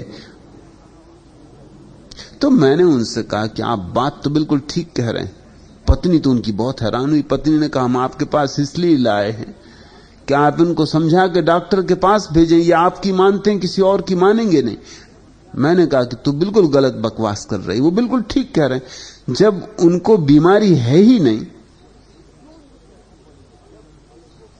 तो क्यों उनके पीछे पड़ी? तो उन्होंने बड़े शान से अपनी पत्नी की तरफ देखा, कहा आप समझी, अब कभी भूल के बात मत करना। मैंने उनसे कहा कि अब सिर्फ इस बेचारी पर दया के कारण चले जाओ डॉक्टर के पास, तुम्हें कोई बीमारी तो है नहीं, तुम्हें डर क्या? इसका मन भर जाएगा, ये फिक्र में बीमार पड़ी जा रही, इस पे ख्याल करो। अब वो बड़ी मुश्किल में पड़े। मैंने कहा मैं तुम्हारी दलील मानता हूं कि तुम्हें बीमारी नहीं, तुम्हें कोई भय भी नहीं डॉक्टर का, डॉक्टर तुम्हारा क्या बिगाड़ लेगा। मगर ये बेचारी मरी जा रही, दिखते सूख गई, बिल्कुल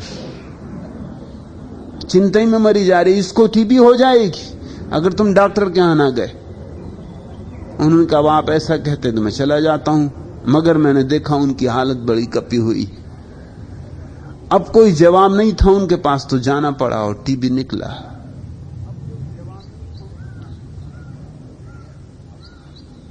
वो मुझसे कहने लगे कि अब मैं आपसे क्या छिपाऊं, मुझे ये भय था कि कहीं टीबी निकले ना, और अब मैं जिंदा न रह सकूंगा। मैंने कहा तुम बिल्कुल पागल हो, तुम सौभाग्यशाली हो, 30 साल पहले टीबी हुआ होता तो शायद खतरा था, अब क्या खतरा है? अब तो सर्दी जुकाम का इलाज नहीं है, टीबी का इलाज है। अब तुम क्या घबराते हो? सर्दी जुकाम जिसको हो वो डरे, वो घबराए, उसका कोई इलाज नहीं। कौन फिक्र करता है? दिखता है कोई चिकित्सक उत्सुक नहीं सर्दी जुकाम में, अपने आप 3-4 दिन में ठीक हो जाता। कहावत है कि अगर दवा लो तो सर्दी जुकाम 1 सप्ताह में ठीक होता, अगर दवा ना लो तो 7 दिन में। कोई चिकित्सक फिक्र क्यों करे उसकी, वो हो ही जाता अपने आप ठीक ठाक। लेकिन टीबी तो अब सर्दी जुकाम से भी छोटी बीमारी। मैंने कहा तुम घबराओ मत। मगर वो मर गए। वो कोई 15-20 दिन के भीतर मर गए। टीबी से नहीं मरे, वो टीबी का सदमा जिसको वो बरसों से छिपा रहे थे, अपने को दबा रहे थे, रोक रहे थे, वो नहीं झेल सके। मैंने कहा कि टीबी से मरने की कोई जरूरत ही नहीं है। अब टीबी से कोई मरे तो उसकी मर्जी। अब टीबी तो बिल्कुल छोटी मोटी बीमारी है, टीबी का तो अब इलाज है। मगर उनको तो टीबी शब्द बड़ा था। टीबी यानी मौत, शब्द ही बहुत बड़ा। घबराहट में मर गए। उनके चिकित्सक ने भी मुझसे कहा कि ऐसा कोई मरने का कारण नहीं था। मैंने कहा कि कारण कोई भी नहीं था, लेकिन उनका मन। तुम अपने को उलझाए हो हजार हजार बातों में, सिर्फ एक बात छिपाने को। बायर उबो काल, द्वार पर मौत खड़ी, और जीवन में जोखम ही जोखम है। इस जोखम से जागो। ये जोखम अच्छा है, ये चुनौती है। ये जोखम तुम्हारी छाती में तीर की तरह चुभ जाए तो क्रांति हो जाए, तो तुम्हें कुछ करना ही पड़े। और करोगे क्या? तुम्हें अंतर यात्रा करनी पड़ेगी। अगर बाहर मौत खड़ी है तो भीतर जाना होगा, क्योंकि बाहर तो मौत है, बाहर गए कि मौत मिलेगी। अब तो एक ही रास्ता बचता है कि भीतर जाओ। जापान में एक ज़ेन फकीर को कुछ मित्रों ने भोजन पर बुलाया था। 7वीं मंजिल के मकान पर भोजन कर रहे हैं, अचानक भूकंप आ गया, सारा मकान कंपने लगा। भागे लोग, कोई 25-30 मित्र थे। सीढ़ियों पे भीड़ हो गई। जो मेजबान था वो भी भागा, लेकिन भीड़ के कारण अटक गया दरवाजे पर। तभी उसे ख्याल आया कि मेहमान का क्या हुआ। लौट के देखा, वो ज़ेन फकीर आंख बंद किए अपनी जगह पे बैठा है। जैसे कुछ हो ही नहीं रहा, मकान कप रहा है, अब गिरा तब गिरा। लेकिन उस फकीर का उस शांत मुद्रा में बैठा होना कुछ ऐसा उसके मन को आकर्षित किया कि उसने कहा जो कुछ इस फकीर का होगा वही मेरा होगा। रुक गया, कपता था, घबराता था, लेकिन रुक गया।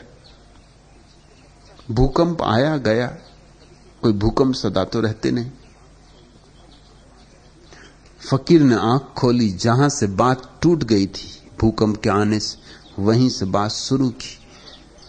लेकिन मेजबान ने कहा क्षमा करें, मुझे अब याद ही नहीं कि हम क्या बात करते थे। बीच में इतनी बड़ी घटना घट गई कि सब अस्त व्यस्त हो गया। अब तो मुझे एक नया प्रश्न पूछना है, हम सब भागे, आप क्यों नहीं भागे? उस फकीर ने कहा तुम गलत कहते हो, तुम भागे मैं भी भागा, तुम बाहर की तरफ भागे मैं भीतर की तरफ भागा।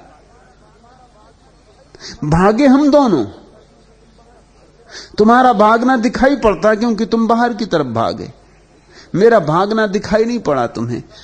लेकिन अगर गौर से तुमने मेरा चेहरा देखा था तो तुम समझ गए होगे कि मैं भी भाग गया था, मैं भी यहां था नहीं, मैं अपने भीतर था।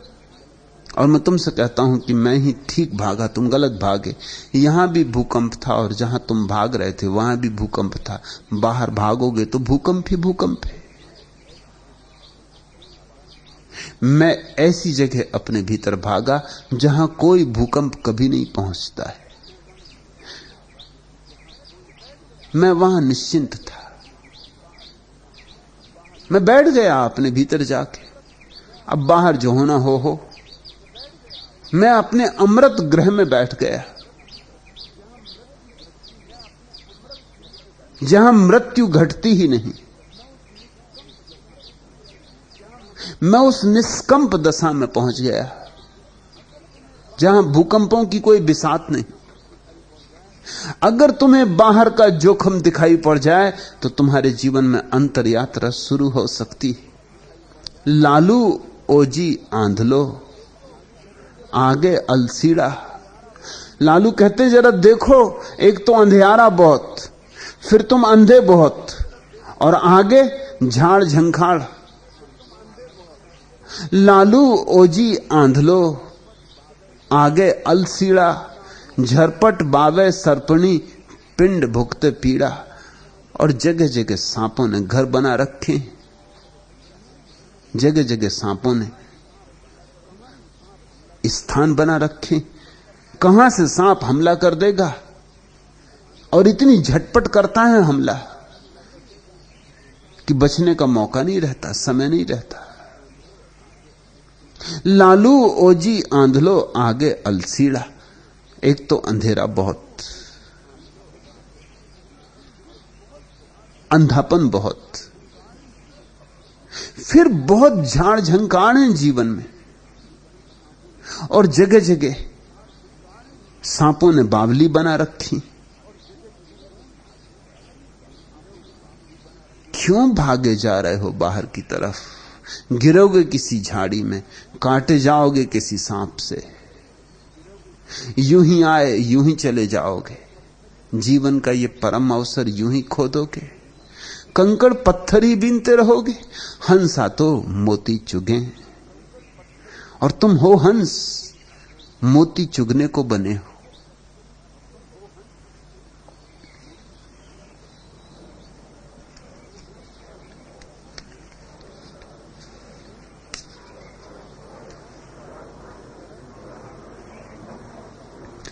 चरण बढ़ाता हूं मैं अपने जिन सपनों को संगले, मैं क्या जानूं वे आए हैं अपनी एक उमंग ले।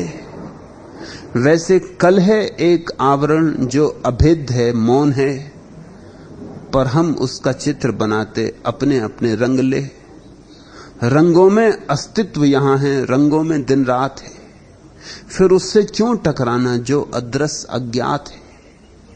उठती गिरती इन सांसों की घटती बढ़ती प्यास है, जो टूटा वह असत, सत्य जो बना हुआ विश्वास है। वैसे बनना और बिगड़ना अपने बस की बात कब, पर रीते को भरने वाला जीवन अपने पास है। कब देखा इस पार की उलझूं, कहां छिपा उस पार है, जिधर झुकाई दृष्टि उधर ही दिखा मुझे मझधार है। कभी शोक का कभी हर्ष का मेरा प्रतिपल पर्व है, कुछ चाहों में कुछ आहों में मेरी संज्ञा सर्व है। वैसे पागल सी यह दुनिया उलझ रही है ज्ञान से, पर मैं सुलझा जिन भूलों से उन पर मुझको गर्व है। मैंने कब पूछा है किससे कि क्या हर्ष क्या खेद है, खुलने पर बन गया धुआं सा मन का जो भी भेद है इतनी सामर्थ भला कब अनचाहे को छोड़ दूं, किस प्रकाश के बल पर अपनी खोई राह मोड़ दूं। वैसे कौतुक क्षणिक भावना पल भर का उन्माद है, पर मैं अपनी ही सीमा को बोलो कैसे तोड़ दूं। मेरे सन्मुख जो कुछ है वह सीमा में लयमान है, सीमाओं में बंधा अहम है, सीमा ही वरदान है। ऐसे आदमी अपने को समझाता रहता है। यही जिंदगी है, यही सीमाओं की, यही अहंकार की, यही आपाधापी, यही व्यवसाय, यही धन पद प्रतिष्ठा। मेरे सन्मुख जो कुछ है वह सीमा में लयमान है, सीमाओं में बंधा अहम है, सीमा ही वरदान है। ऐसे हम अपने को शांत बना दे लेते कि बस यही हमारी नियति है। नहीं नहीं, मृत्यु तुम्हारी नियति नहीं है, अमृत का तुम्हारा स्वरूप सिद्ध अधिकार है। और अगर तुम्हें सब जगह मझधार दिखाई पड़ती है, कब देखा इस पार की उलझूं, कहां छिपा उस पार है, जिधर झुकाई दृष्टि उधर ही दिखा मुझे मझधार है, तो तुम्हारे पास भी देखने वाली दृष्टि नहीं। तो अभी तुम आंख बंद करके देख रहे हो, तो तुम अभी अंधे की तरह देख रहे हो। तो तुम्हें अभी देखने का बोध ही नहीं मिला, देखने की कला नहीं मिली। अन्यथा कहीं भी मझधार नहीं, सब जगह किनारा है, साहिल ही साहिल। जिसको दिखाई नहीं पड़ता उसे सब जगह मौत है, और जिसको दिखाई पड़ता उसे सब जगह अमृत है। जो अंधा है उसे कहीं भी परमात्मा नहीं है, सब जगह पदार्थ है, मिट्टी ही मिट्टी।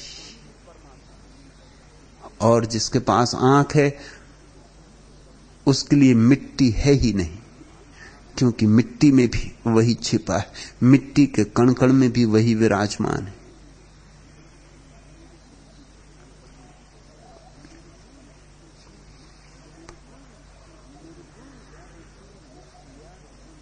निर्गुण सेति निस्तिया, सुरगुण सु सीधा, कूड़ा कोरा रह गया कोई बिरला बीथा।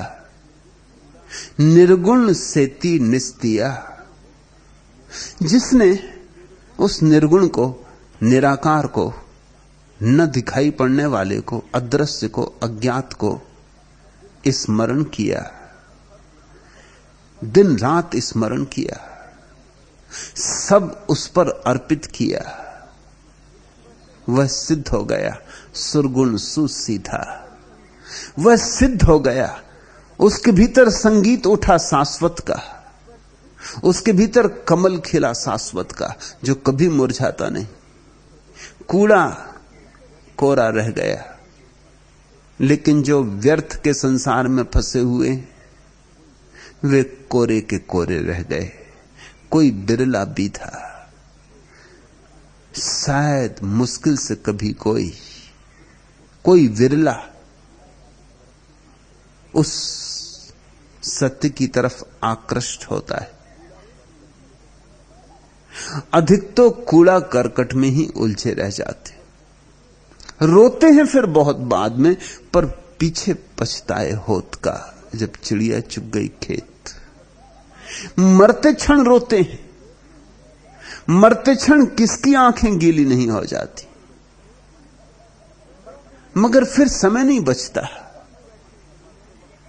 और लोग यहां इसी आशा में बैठते हैं कि मरते वक्त भगवान का नाम ले लेंगे, कि राम राम कर लेंगे।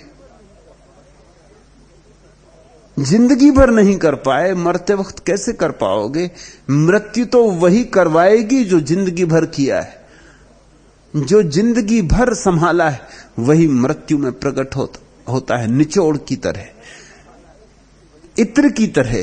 जिंदगी भर के फूल निचोड़ आते। मगर ये मत सोचना कि जिंदगी भर तो धन धन करेंगे, पद पद करेंगे और मरते वक्त एकदम से हरि को स्मरण कर लेंगे। ऐसी असंगति नहीं हो सकती। जीवन एक सुसंबद्ध श्रृंखला है, उसमें हर कड़ी जुड़ी है। अगर जिंदगी भर तो वैश्यालय गए तो ये मत सोचना कि मरते वक्त अचानक मंदिर पहुंच जाओगे। पैरों की पुरानी आदत वैश्यालय ही ले जाएगी, मरते वक्त भी ले जाएगी। पैर दूसरा रास्ता ही नहीं जानते। हां, यह हो सकता है कि तुम मर जाओ और दूसरे अर्थी ले जाओ, कहें राम राम सत्य, यह होगा। मगर तुम तो गए। ये बड़े मजे की बात है। जिंदगी भर जिनको राम नाम सत्य नहीं था, उनको दूसरे मरते वक्त राम नाम सत्य करवा रहे हैं। मर ही चुके वो, मरते वक्त भी नहीं, मर ही चुके। अब वो है ही नहीं, वहां कुछ है ही नहीं, खाली पिंजरा पड़ा है, हंसा तो उड़ गया। अब दूसरे चले मरघट लेके उनको राम राम सत्य। और ये दूसरे भी अपने लिए नहीं कह रहे हैं राम राम सत्य, ये भी जो मर गए हैं सज्जन, उनके लिए कह रहे हैं राम राम सत्य। मुल्ला नसरुद्दीन मरा, गांव भर उससे परेशान था, राजनेता था, हर तरह से उसने गांव को परेशान किया था, पीड़ित किया था, हैरान किया था, झंझटों में डाला था।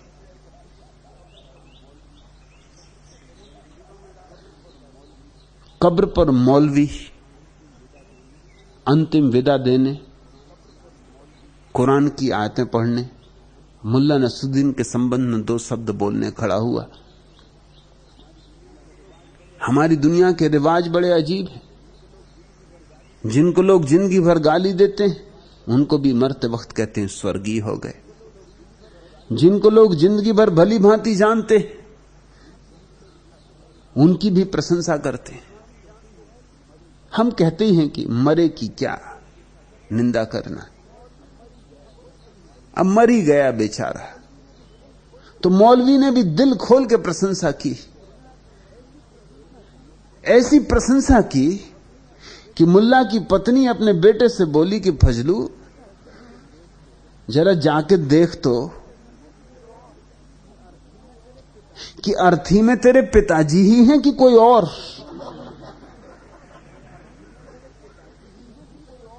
क्योंकि इतनी प्रशंसा तेरे पिताजी की।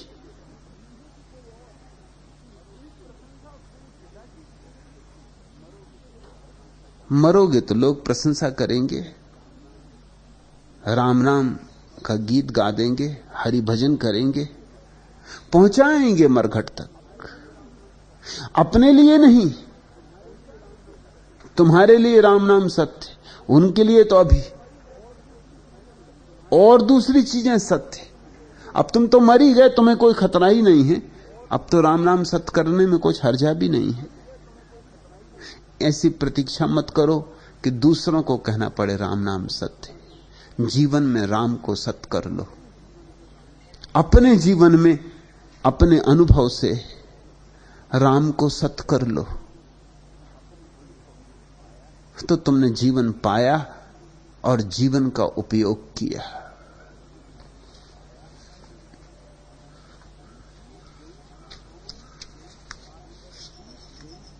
बीत गई बातों में रात वह ख्यालों की, हाथ लगी निंदियारी जिंदगी। आंसू था सिर्फ एक बूंद, मगर जाने क्यों भीग गई है सारी जिंदगी। वह भी क्या दिन था जब सागर की लहरों ने घाट बंधी नावों की पीठ थपथपाई थी। जाने क्या जादू था मेरे मनुहारों में, चांदनी लजाकर इन बाहों तक आई थी। अब तो गुलदस्ते में बासी कुछ फूल बचे और बची रत्नारी जिंदगी। मन के आईने में उगते जो चेहरे हैं, हर चेहरे में उदास हिरनी की आंखें। आंगन से सरहद को जाती पगडंडी की दूबों पर बिखरी कुछ बगुले की पांखें। अब तो हर रोज हादसे गुमसुम सुनती है अपनी यह गांधारी जिंदगी। जाने क्या हुआ नदी पर कोहरे मंडराए, मूक हुई सांकल दीवार हुई बहरी है। बोरों पर पहरा है मौसमी हवाओं का, फागुन है नाम मगर जेठ की दोपहरी है। अब तो इस बियावान में पड़ाव ढूंढ रही मृग तृष्णा की मारी जिंदगी। ऐसा न कहना पड़े अंत में, आज ही देख लो मृग तृष्णा को, आज ही देख लो जिंदगी की भरी दोपहरी को। अभी इसे वसंत माने बैठे हो, फिर रोगे बहुत। अभी इसे मधुमास समझा है और यहां मृत्यु के सिवा और कुछ भी नहीं। जागो और थोड़ा देखो। देखी है खिजा की बेरहमी, वीरान गुलिस्तां देखा है। जलते हुए जंगल देखे हैं, सूखा हुआ चश्मा देखा है। लुट जाते हैं चौराहे पर गफलत में कभी चौकन्ने में, दावा तो यही सब करते हैं हमने भी जमाना देखा है। देखी भी नहीं मैं मुद्दत से, तुम कहते हो पी रखी है। प्यासा कैसे बहकेगा भला पीकर तो बहकना देखा है। झुलसे हैं कभी टूटे हैं कभी, बह निकले हैं सैलाब में हम। जीने की हर टूक ख्वाहिश में बस मौत का सामा देखा है। राही तो मंजिल पा ही गए, सब उनकी खुशियां देखते हैं। राहों के सीनों का किसने रौंदा हुआ अरमा देखा है। वैसे तो तजुर्बे की खातिर नाकाफी है यह उम्र, मगर हमने तो जरा से अरसे में मत पूछिए क्या क्या देखा है। बोध हो तो जरा से अरसे में सब देख लिया जाता है, और बोध न हो तो 70-80 साल 90 साल 100 साल, मगर वही दौड़, वही मूढ़ता, वही चले दिल्ली, वही आकांक्षाएं पद की, वही तृष्णाएं। देखी है खिजा की बेरहमी, वीरान गुलस्तां देखा है। जलते हुए जंगल देखे हैं, सूखा हुआ चश्मा देखा है। ऐसे ही एक दिन हो जाओगे। जलते हुए जंगल, सूखा हुआ चश्मा। आज नहीं कल पतझड़ आने को है। वसंत में भूले मत रहो, भटके मत रहो।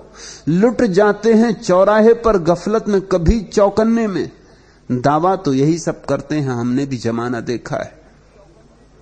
नहीं, सभी ने जमाना नहीं देखा होता। अधिक लोग तो बाल धूप में पकाते और सोचते हैं कि जमाना देखा है। जिसने जमाना देख लिया वह परमात्मा की तरफ मुड़े बिना रह नहीं सकता।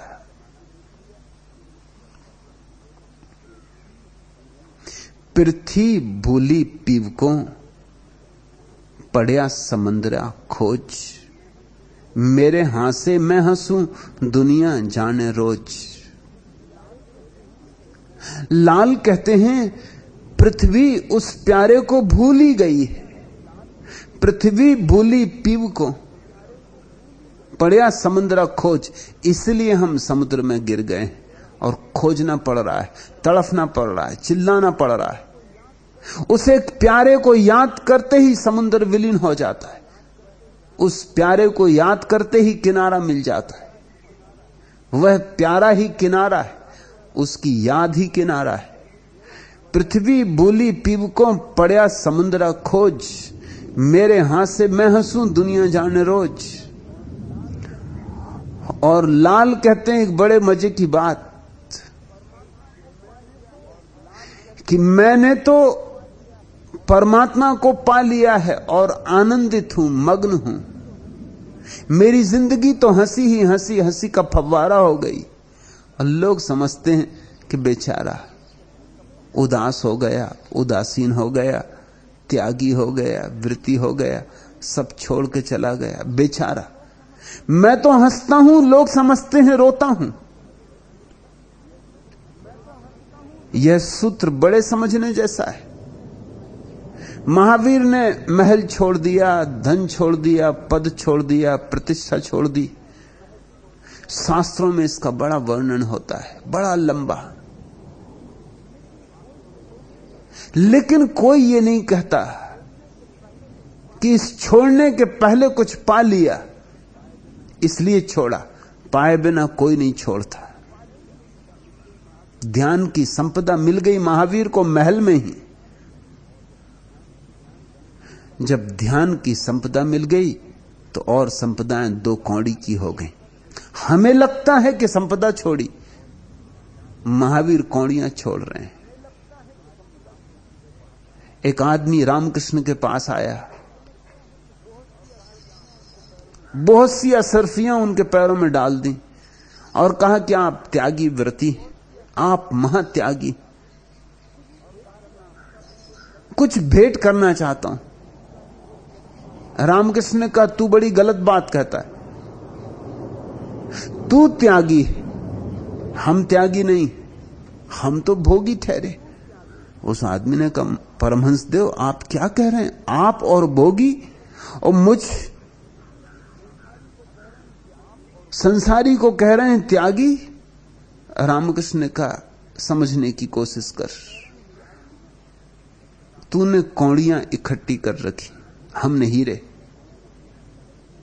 तो कौड़ियां इकट्ठा करने वाला भोगी है या हीरे इकट्ठे करने वाला? कौड़ियां इकट्ठी करने वाला त्यागी है कि हीरे इकट्ठे करने वाला? तूने कूड़ा करकट इकट्ठा किया है और हमने राम की शरण गह ली। तू मिट्टी में ही उलझा है, हम अमृत के वासी हो गए। भोगी कौन है तू बता, और त्यागी कौन है तू बता। मैं भी तुमसे यही कहना चाहता हूं। महावीर, बुद्ध, रामकृष्ण, रमन ये महाभोगी। तुम अपने को भोगी मत समझना, इस धोखे में मत रहना कि तुम भोगी हो। रोगी भला हो, भोगी नहीं हो। त्यागी हो तुम, परमात्मा को छोड़कर ठीकरों को पकड़ के बैठे हो।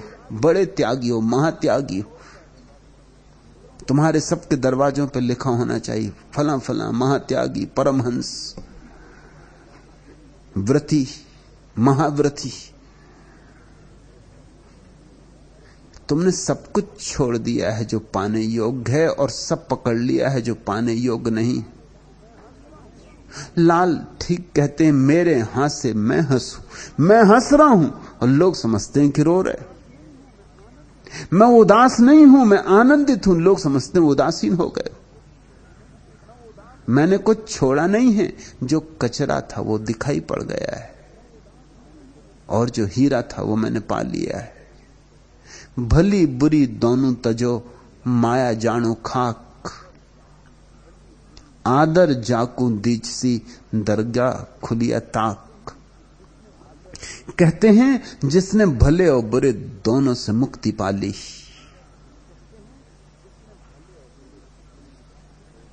दुनिया में तीन तरह के लोग हैं। दुर्जन, जिनको हम बुरे लोग कहते, सज्जन, जिन्हें हम भले लोग कहते, और साधु। आमतौर से हम साधु को सज्जन का ही विकसित रूप समझते हैं, वहां हमारी भूल हो रही है। साधु न तो दुर्जन है न सज्जन है। साधु तो अच्छे बुरे दोनों के पार हो गया। दुर्जन और सज्जन तो एक ही सिक्के के दो पहलू। दुर्जन और सज्जन में भेद नहीं, बहुत भेद नहीं। एक ने बुरे को पकड़ा है मगर पकड़ा है, एक ने भले को पकड़ा है मगर पकड़ा है। दोनों की पकड़ है। एक बुरे की आदत से भर गया है, एक भले की आदत से भर गया है। साधु वह है जिसकी कोई आदत नहीं, जिसकी कोई पकड़ नहीं, जिसकी मुट्ठी खुली है। साधु वह है जो कहता है मैं हूं ही नहीं, पकड़े कौन, पकड़े क्या। साधु वह है जो कहता है परमात्मा मुझसे जिए, जो उसको करना हो करे, ना करना हो ना करे। मैं तो बांस की पोंगरी, उसे जो गीत गाना हो गाए, मेरा कोई आग्रह नहीं है। दुर्जन का दुराग्रह होता है, सज्जन का सत्याग्रह होता है, साधु का अनाग्रह होता है, कोई आग्रह नहीं। भली बुरी दोनों तजो माया जानो खाक। जिसने अच्छे और बुरे दोनों को छोड़ दिया, जिसने शुभ अशुभ दोनों को छोड़ दिया, पाप पुण्य दोनों को छोड़ दिया, उसके लिए माया मिट्टी हो गई। जब तक तुमने बुरे को पकड़ा माया है, और अगर तुमने बुरे को छोड़ के अच्छे को पकड़ा तो भी माया है। पकड़ने में माया है। और जो दोनों को छोड़ देता है, आदर जाकुन दीसी। अगर आदर ही देना हो तो उसको देना जो बुरे और भले दोनों के पार है। क्यों? आदर जाकुन दीसी दरगाह खुलिया ताक।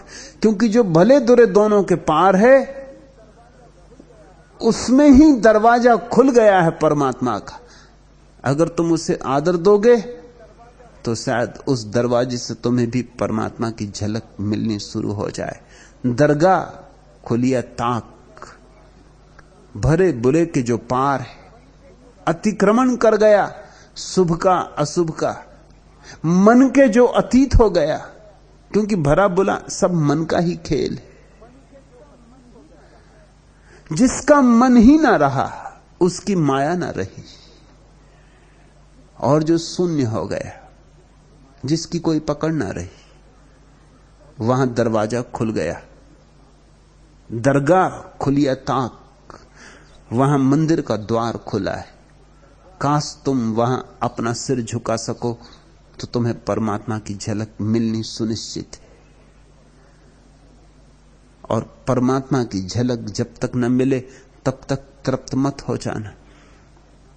कहीं रास्ते पर रुक मत जाना। यहां बड़े सुंदर पड़ाव है, लेकिन कोई पड़ाव मंजिल नहीं। परमात्मा ही मंजिल है। स्मरण रखो, परमात्मा ही मंजिल है। क्षण भर को न भूलो, परमात्मा ही मंजिल है। परमात्मा को बिना पाए नहीं जाना है। परमात्मा को पाना ही है, क्योंकि उसी को पाकर जीवन की कृतार्थता है, सार्थकता है। जिसने उसे खोया उसने सब खोया, जिसने उसे पाया अगर सब भी खो जाए तो भी उसने सब पाया। आज इतना है।